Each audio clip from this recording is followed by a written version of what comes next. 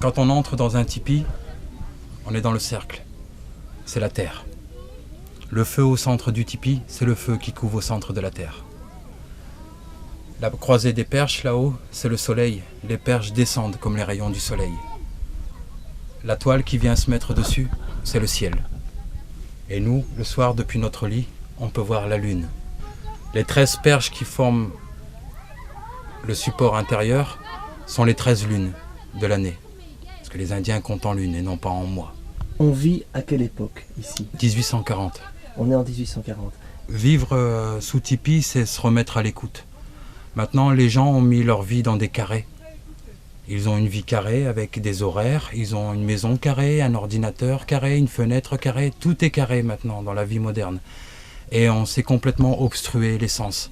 Revivre sous une toile ou sous des peaux de bison, revivre sous tipi, c'est se remettre à l'écoute.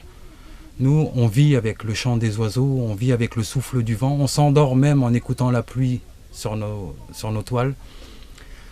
C'est surtout ça, revenir dans le cercle, parce que le cercle est sacré, tout ce qui est sacré est en cercle. Vous voyez, la plupart de nos choses sont en cercle, le tipi, le feu, le tambour. Quand on danse en cercle. Tout ça parce que la terre est ronde, le soleil est rond, la lune est ronde, les étoiles sont rondes, la course du soleil est un cercle aussi. L'arc-en-ciel est un cercle.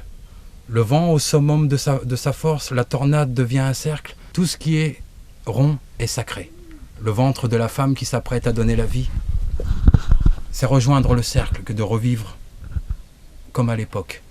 Il y a aussi, justement en parlant du cercle, le fait que nous, notre démarche, notre voie, elle va vers ce qu'on appelle le Tioshpaye, la grande famille, le grand cercle. Il faut atteindre ce point où on se rend compte que nous sommes tous de la même famille. Aussi bien le brin d'herbe, l'arbre, l'animal que l'homme. Et ça, c'est le grand cercle. Être de la même famille que les éléments, que le souffle du vent, que les étoiles, que le reste de ce qui vit. Les Indiens voient la vie dans ce qui est animé comme dans ce qui n'est pas animé. Les pierres, on les appelle des grands-mères, mais elles ont une vie aussi, même si elles ne bougent pas.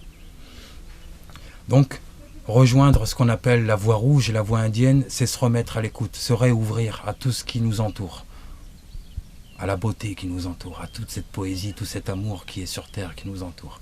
Et surtout, sortir de ce carré où vraiment on se cogne dans tous les coins. S'ouvrir aux autres alors aussi. Surtout l'hospitalité, c'est comme chez les Arabes ou comme dans la plupart des peuples africains. Les femmes indiennes passent leur temps à faire la nourriture pour accueillir ceux qui viennent au tipi. Les Indiens donnent ce qu'ils ont de meilleur à celui qui vient les visiter.